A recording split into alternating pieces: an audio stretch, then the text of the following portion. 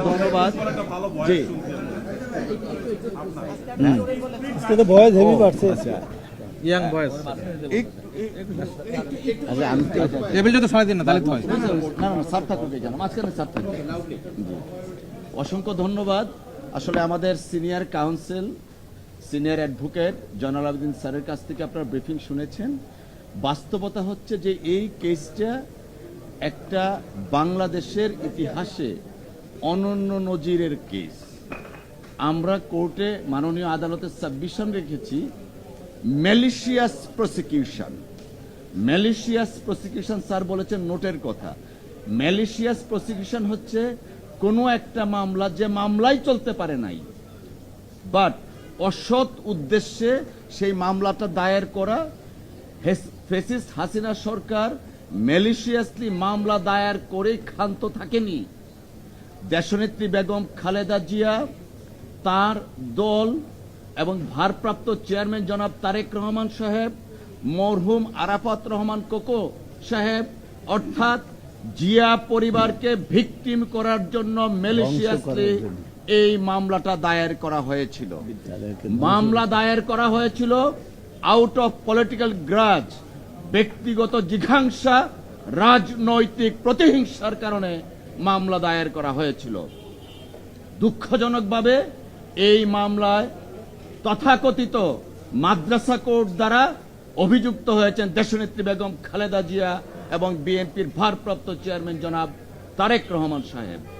আইনের শাসনে বিশ্বাসী, সেই জন্যই দেশনেত্রী বেগম খালেদা জিয়া আইন ফলো করে সেই দিন স্যার বলেছেন 8ই ফেব্রুয়ারি 2018 সনে বেগম খালেদা জিয়াকে জেলখানা নেওয়া হয়েছিল। কোন জেলখানায়? 200 বছরের পুরনো একটা বাড়ি, যে বাড়িতে অন্য কোনো বন্দী ছিল না। রাজনৈতিক জিঘাংসা প্রতিহিংসাটা এই পর্যায়ে ছিল, বেগম খালেদা জিয়াকে সলিটারি কনফাইনমেন্টে দেয়া হলো। তারপরের ইতিহাস দেশবাসী জানেন। রাজনৈতিকভাবে যাচ্ছি না, শুধুমাত্র একটা কথাই বলবো, আমরা আইনের শাসনে বিশ্বাসী। এই মামলায় দেশনেত্রী বেগম খালেদা জিয়া, বিএনপির ভারপ্রাপ্ত চেয়ারম্যান জনাব তারেক রহমান সাহেব সহ অপরাপর সকল আসামি আগামীকাল ন্যায় বিচার পাবেন ইনশাআল্লাহ। সকলের প্রতি ধন্যবাদ।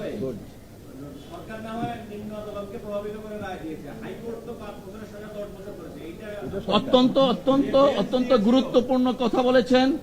তৎকালীন রেজিমের যে আদালত ছিল, সেই আদালতের কিছু কিছু বিচারক একটা রাজনৈতিক স্কিমের অংশ হিসাবে দেশনেত্রী বেগম খালেদা জিয়াকে বেছে নিয়েছিলেন। কেন? তখন 2018 সনের পার্লামেন্টারি ইলেকশন, সেই ইলেকশনে যেন দেশনেত্রী বেগম খালেদা জিয়া পার্টিসিপেট করতে না পারেন, সেই জন্যই মহামান্য অ্যাপিলেট ডিভিশন থেকে হাইকোর্ট ডিভিশনকে নির্দেশনা দিয়েছিল 4 মাসের মধ্যে আপিল নিষ্পত্তির জন্য। যা শুধুমাত্র বাংলাদেশ নয়, ভারত উপমহাদেশে বিরল দৃষ্টান্ত। সবকিছুই করা হয়েছিল রাজনৈতিক উদ্দেশ্যে বেগম খালেদা জিয়াকে নির্বাচনে না আনার জন্য, এবং ফ্যাসিস্ট রেজিমকে তাদের যে তৎকালীন সময়ের শাসন ব্যবস্থা, সেই শাসনকে প্রলং করার জন্য এই কাজটা করা হয়েছিল আউট অফ পলিটিক্যাল স্কিম, স্যারের ভাষায় ব্লু প্রিন্টের অংশ হিসাবে। ধন্যবাদ।